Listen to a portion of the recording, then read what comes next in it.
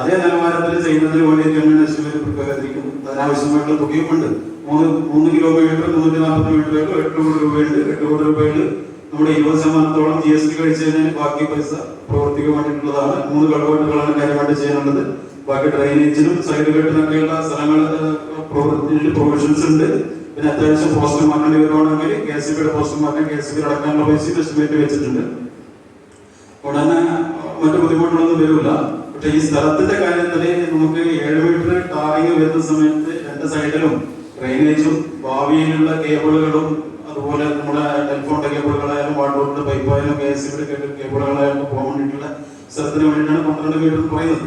12 metre ഈ പ്രദേശത്ത് 1.5 kilometre മാത്രമുള്ള ഈ റോഡിൽ വലിയ ബുദ്ധിമുട്ടുണ്ടാവുമെന്ന് തോന്നുന്നില്ല. കാരണം 10 മീറ്റർ കൂടുതൽ നേരത്തെ പോലെ പറഞ്ഞാൽ 10 മീറ്റർ മുതൽ 11 മീറ്റർ വരെ നമ്മൾ ഈ സർവേ ചെയ്ത് നോക്കിയ സമയത്ത് മിനിമം എല്ലാ സ്ഥലത്തും ഉണ്ട്.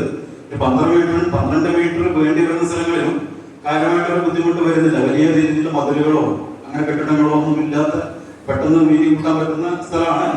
ഏതായാലും സ്ഥലം കിട്ടുമെന്നും തന്നെയാണ് നമ്മുടെ വിശ്വാസം. കാരണം ഈ ഒരു ഭാഗത്ത് മലയോര ഹൈവേ പോലും വളരെ സ്മൂത്തായിട്ട് നടത്തിയെടുക്കാൻ പറ്റിയ ഒരു ജനവിഭാഗമാണ് മലയോരത്തുള്ളത്. അപ്പൊ അതുകൊണ്ട് തന്നെ എളുപ്പത്തിൽ നിങ്ങളെല്ലാവരും സഹകരണത്തോടുകൂടി 12 മീറ്ററിലേക്ക് ഭൂമി എടുക്കുന്നതിന് തടസ്സം ഉണ്ടാവില്ല എന്ന് തന്നെയാണ് വിശ്വസിക്കുന്നത്. നിങ്ങളുടെ സഹകരണത്തോടുകൂടി പ്രവൃത്തി മുന്നോട്ട് പോകാൻ വേണ്ടി പറ്റും. പിന്നെ വേറെ കാര്യമായിട്ടതിൽ നമുക്ക് പൊതുവെ പൊതുമരാമത്ത് വകുപ്പ് ഈ പ്രവൃത്തി നീണ്ടു പോകുന്നതിന് പൊതുവെ പഴയ ആൾക്കാരുണ്ട്. പക്ഷെ ഇതില് ഇടപെടൽ ഉദ്യോഗസ്ഥരുടെ ഭാഗത്തും കരാറുകാരുടെ ഭാഗത്തും അങ്ങനെ ഒരു പ്രശ്നം ഉണ്ടാവില്ല എന്ന് ഞാൻ ഉറപ്പുവരുന്നു. പൊതുവെ നമ്മുടെ ഭാഗത്തുള്ള പ്രശ്നങ്ങൾ കൊണ്ടല്ല ഇത് വൈകുന്നത്. സാധാരണഗതിയിൽ ഈ സ്ഥലത്തിന്റെ ലഭ്യതയും അതുപോലെ മിക്കവാറും സ്ഥലം എടുക്കുന്ന സമയത്ത് ചിലപ്പോൾ ഈ കയറ്റം കുറക്കുക എന്നൊക്കെ പറയുന്ന കാര്യങ്ങൾ വരുന്ന സമയത്ത് നേരത്തെയുള്ള വാട്ടർ പൈപ്പുകളും മറ്റു കേബിളുകളൊക്കെ ഇതിനിടയിലുണ്ടാവും. അതൊക്കെ മാറ്റി സ്ഥാപിക്കലും അതൊക്കെ കൊണ്ടാണ് പൊതുവെ പ്രവൃത്തി നീണ്ടുപോകും. ആ സമയത്ത് ചിലപ്പോൾ നമുക്ക് വർക്ക് ചെയ്യാനുള്ള ഒരു ടൈം എന്ന് പറയുന്നത് മഴക്കാലത്തൊന്നും പറയാൻ പറ്റില്ലല്ലോ. ഈ നവംബർ ഡിസംബറിന് ശേഷം കിട്ടുന്ന ഏപ്രിൽ വരെയുള്ള ഒരു കാലഘട്ടം മാത്രം നമുക്ക് ടാറിംഗ് പ്രവൃത്തിക്ക് റോഡ് KS റോഡ് ഉപരിതല പ്രവൃത്തിക്ക് കിട്ടുന്നത്. ബാക്കി കോൺക്രീറ്റ് വർക്കൊക്കെ ബാക്കിയുള്ള സമയത്ത് ചെയ്യാൻ പറ്റും.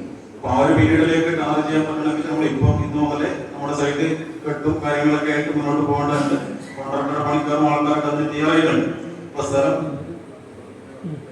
വാട്ടർ അതോറിറ്റിയുടെ അവര് ഇതിൽ പൈപ്പിടാൻ വേണ്ടിയിട്ടുള്ള ഒരു റിക്വസ്റ്റ് നേരത്തെ തന്നതിന്റെ അടിസ്ഥാനത്തിൽ നമ്മൾ എസ്റ്റിമേറ്റ് എടുത്തിട്ട് ഡിമാൻഡ് നോട്ടീസ് അവർക്ക് കൊടുത്തിട്ടുണ്ട്. പക്ഷെ അവര് ഇതുവരെ അതിന് പൈസ അടച്ചിട്ടില്ല. അപ്പൊ അത് അവർക്ക് എന്തുകൊണ്ടാണ് ഷിഫ്റ്റ് പൈസ വന്നിട്ടുണ്ടെന്ന്. അങ്ങനെയാണെങ്കിൽ അതൊന്ന് സ്പീഡപ്പ് ആക്കാൻ വേണ്ടിട്ട് സ്ഥലം കൂടെ ഇടപെട്ട് കഴിഞ്ഞാല് പെട്ടെന്ന് സ്പീഡപ്പ് ആക്കാൻ നമ്മൾ ഈ കോൺക്രീറ്റ് വർക്കൊക്കെ തീരുന്നതിന് മുമ്പായിട്ട് പൈപ്പ് കൂടി ഇട്ട് കഴിഞ്ഞാല് ആരെങ്കിലും മുമ്പായിട്ട് പൂർത്തീകരിക്കാൻ വേണ്ടി പറ്റും. ബാക്കി വിഷയങ്ങളൊന്നും ഇതുമായിട്ട് ബന്ധപ്പെട്ടില്ല. കാര്യങ്ങളൊക്കെ വർക്കിനുള്ള കാര്യങ്ങളൊക്കെ MLA വളരെ വിശദമായിട്ട് തന്നെ സംസാരിച്ചിട്ടുണ്ട്. എന്തെങ്കിലും സംശയം ഉണ്ടെങ്കിൽ പറയാം. ഇതാണ് ഇതിലുള്ളത്. 7 മീറ്റർ KCB എന്ന് പറയുന്നത് പൊതുമരാമത്ത് 2 ടൂ ലൈൻ ട്രാഫിക് എന്ന് പറയും. 2 വണ്ടികൾ സ്മൂത്തായിട്ട് പോകാൻ വേണ്ടിയിട്ടുള്ള വീതിയാണ്. 12 മീറ്റർ വീതി ആവുന്നത് കൂടി വളവുകളുടെ സ്ഥലത്ത് ദൂരത്തിന് വണ്ടി വരുന്നത് ഡ്രൈവർമാർക്ക് കാണാനും അപകടം ഒഴിവാക്കാൻ വേണ്ടിയിട്ട് പറ്റും. അപകടരഹിതമായിട്ട് പോകാനുള്ള മിനിമം വീതി 7 മീറ്റർ വീതിയുള്ള റോഡുകൾ വളരാനായിട്ട് ചെയ്യാൻ വേണ്ടി പറ്റും. മറ്റ് ബുദ്ധിമുട്ടുകളൊന്നും ഉണ്ടാവില്ല. കയറ്റം അത്യാവശ്യം ഉള്ള സ്ഥലങ്ങൾക്ക് കയറ്റം കുറക്കാനും ഉള്ളത് പ്രൊഫഷണൽ എസ്റ്റിമേറ്റ് ഉള്ളത് കൊണ്ട് തന്നെ വേറെ ബുദ്ധിമുട്ടുകളൊന്നും നമുക്ക് എസ്റ്റിമേറ്റ് സംബന്ധിച്ചിടത്തോളം സ്ഥലത്തിനെ സംബന്ധിച്ചിടത്തോളം ഒന്നും ഇല്ലാതെന്നാണ് എന്റെ വിശ്വാസം. ഉണ്ടെങ്കിൽ ആരെങ്കിലും പറഞ്ഞു കഴിഞ്ഞാൽ സംശയങ്ങളുണ്ടെങ്കിൽ നമുക്ക് നോക്കാം. പിന്നെ ബാക്കി വാട്ടർ അതോറിറ്റിയുടെ കാര്യങ്ങളും KCBയുടെ പോസ്റ്റുകളും മാറ്റാണ്ട് KCBയുടെ എസ്റ്റിമേറ്റ് നമ്മൾ പെട്ടെന്ന് വാങ്ങിയിട്ട് അതിന്റെ പൈസ എസ്റ്റിമേറ്റ് ഉണ്ട്. കരാറുകാരൻ നടക്കുവാണെങ്കിൽ ആ കരാറുകാരൻ നമ്മൾ ആ പൈസ റീഇംബേഴ്സ് ചെയ്ത് കൊടുക്കുകയാണ് ചെയ്യുന്നത്.